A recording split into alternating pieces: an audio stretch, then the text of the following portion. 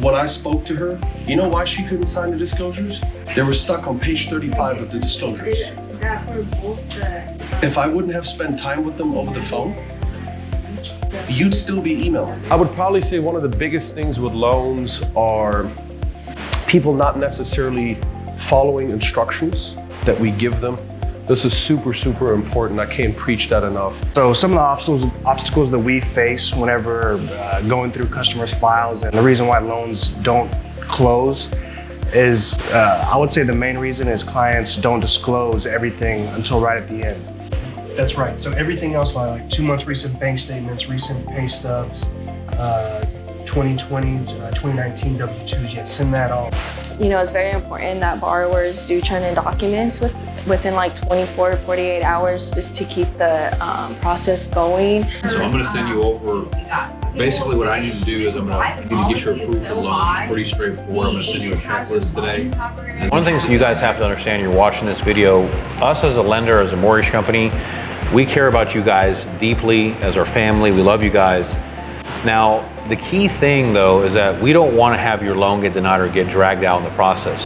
First off, we don't get paid anything unless the loan closes. So we have every intention, every desire to have your loan closed. What we can do is we can go up to the 5%, we can go to 100% replacement cost. The bottom line is that we are not always the final decision maker on some of the loans that you guys are getting out there. If you're getting a federal loan, you have to go through a credit underwriting with a government underwriter.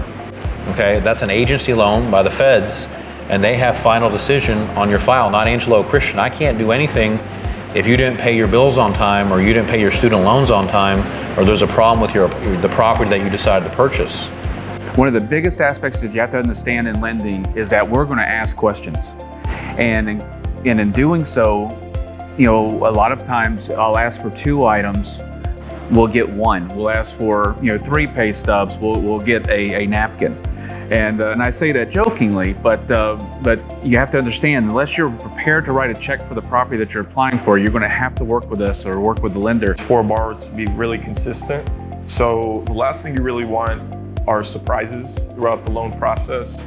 You know, whether it's new debt on the credit report or you changing jobs in the middle of the loan process.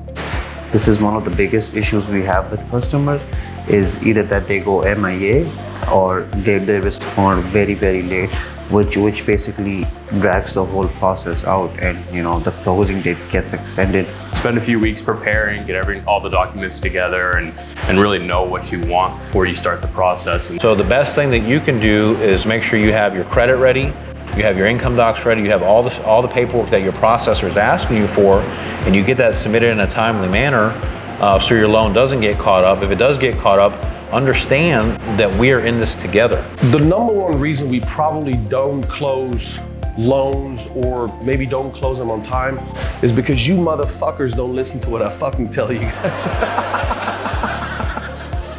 I'm kidding around. Let's just say I'm the boss.